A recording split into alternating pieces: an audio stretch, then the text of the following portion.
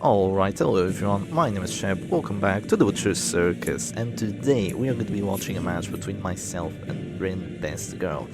So we are going to be playing with the Kalashnikov, which is the fastest stress team in the Butcher's Circus, and we're going to get to go first, and we're going to start off with the Abyssal Artillery onto the opponent's side.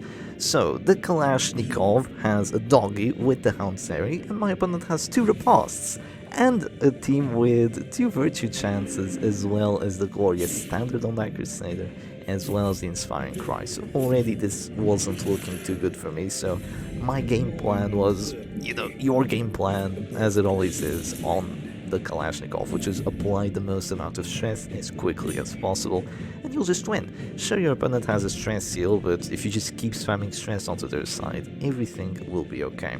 So I decided to go for the Abyssal Artillery because that really is what I wanted to do. I just wanted to do more stress, and even though I could have gone for a pull and disrupted both the Antiquarian and the Abomination, I kind of foolishly decide against it and just go for the Abyssal Artillery, just praying to do more hard than otherwise. So I am a bit concerned about the double riposte at this point, but I have a ton of offense on my side. I have Bellow debuffs to just remove some of that damage. I have the Eerie Eye. Oh, I decide not to go for a Bellow debuff. I go for the Bolster first. Perhaps a bit of a mistake not reducing my opponent's damage here.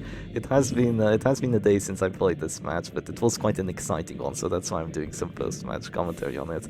And I go for the bolster, I give myself some decent amount of dodge. My opponent doesn't really have accuracy buffs on their side. The best thing they have is like the Vendetta and the trinkets that they have, so they're just doing some stuff. Now I'm going for the Houndmaster, even though it's a pretty decent chance. Oh, the doggy's gone, he's gone. No more doggy, round one, he is kaput. This doggy just dies at the riposte. First riposte gets him down to 0, second riposte kills him. So, congratulations Shep, you're now in 3v4 of your own doing. Oh, this looks fun, doesn't it? Any sane person would surrender here, but this video is 20 minutes long, so we game on, and just like I said yesterday, just like Silak would, there's always a win chance, so we're gonna keep on gaming, and keep on gaming we shall. We're gonna go for the Pony Antiquarian this time around, because I basically realized, yeah, maybe I did a big mistake letting that Abomination get his beast pile off. I mean, look at the opponent's side, crit, crit, crit. It was unfortunate to immediately lose my doggy, especially the Higher Man without even having dropped the Vendetta buff, and me having a bolster. He could have very well just missed that riposte, but unfortunately the first one brings me down to 0. The second one gets the kill. No finish on the Abomination. The way it works is that the Higher Man hits first and then the Abomination will hit. It depends on like the position of the characters. So yeah, now I get hit with a crit PBS, and at this point, even though it's only like halfway through round 2, I'm looking for a reason not to surrender. But the reason not to surrender is right there. It's called bellowing. I'm going to spam bellow from here till dawn. This man-at-arms will need to chug some water as he goes along this match, because he's going to be clicking that button 500 million times if he actually wants to win this. Even then, my opponent has 2 virtue chances plus the inspiring cry, so it's not going to be easy.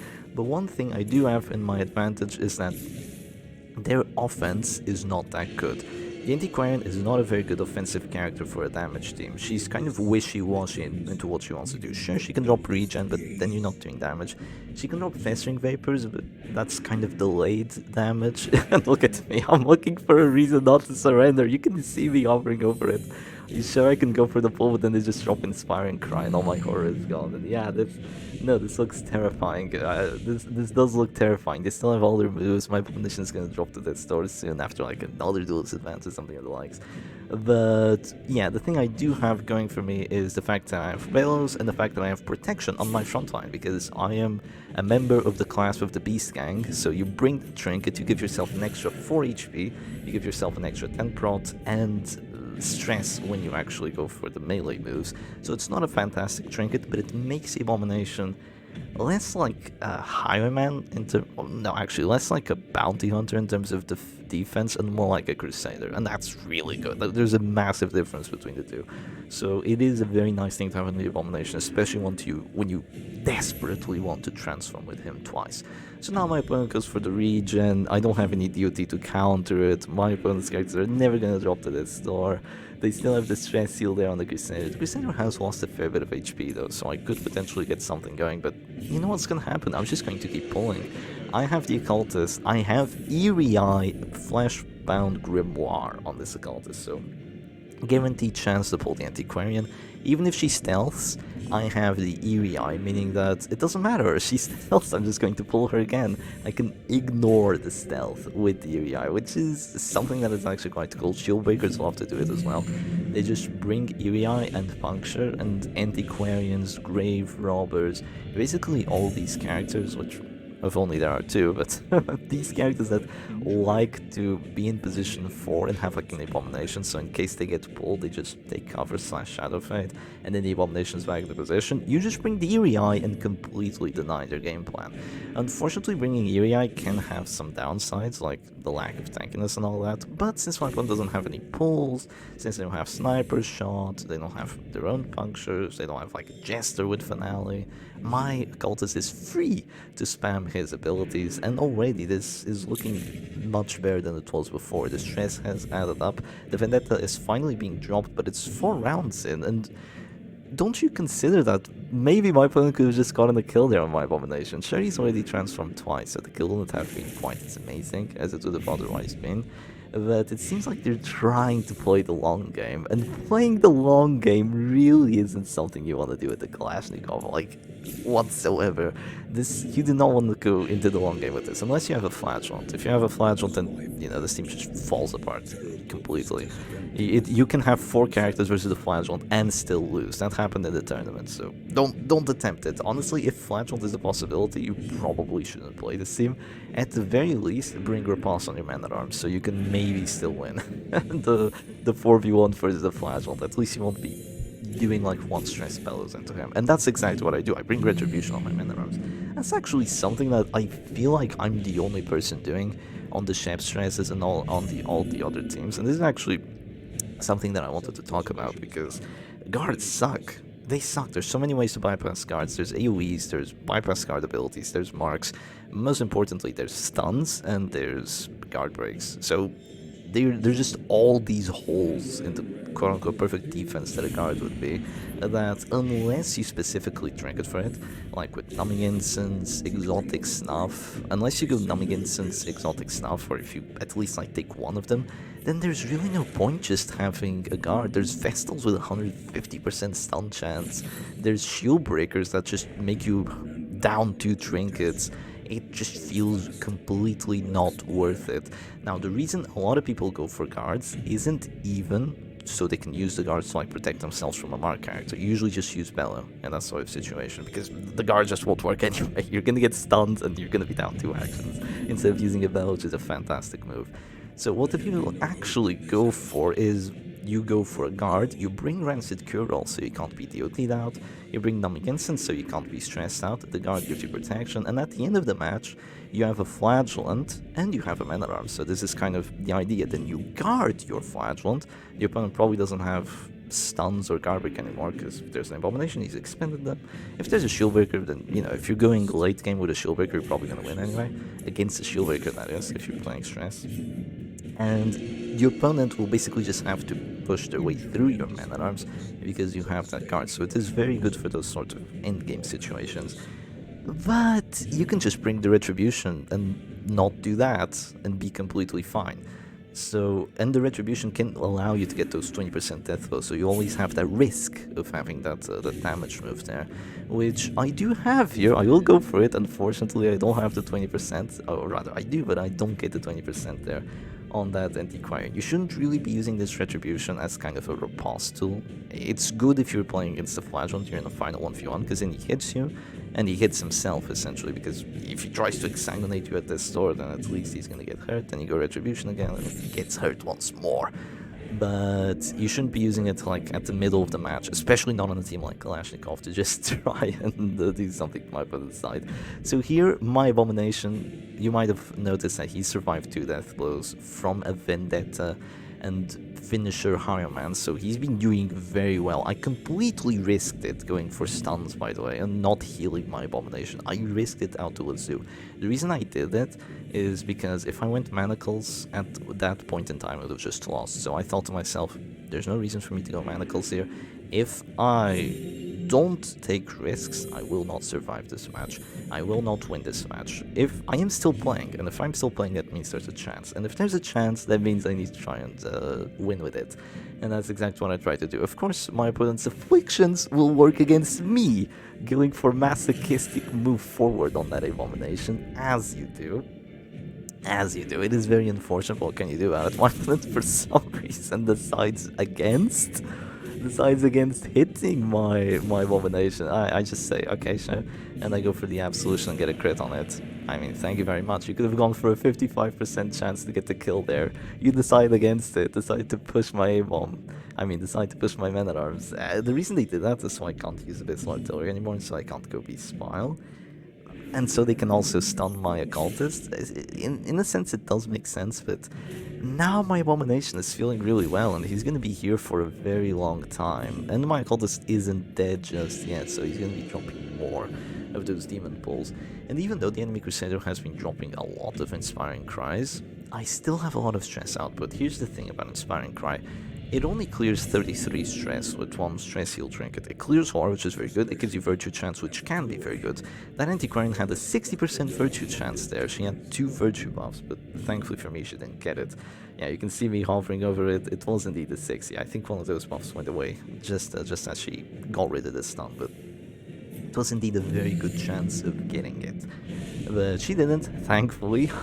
I can't handle too many virtues. Before this, we did a similar match in which I played the strongest beginner team, so instead of the Kalashnikov having the Occultist, you just bring a Crusader up front. I think this team might be a bit better once you have all the trinkets unlocked. It's just that Occultist without Fleshbound Grimoire is trash, essentially. Stress Occultist without it is really not worth it. He's still not a bad character, but it's to the Occultist as Riches Cloak is to the Abomination. So the Riches Cloak gives you an extra 20% stress health, 10 accuracy, plus 33% horror duration, and he transforms twice, so he even applies that twice. Like, it's too good not to be taken. You're always going to take it on the stress teams, and there's no other teams for the Occultist, essentially. He plays in stress teams, and that's about all he does.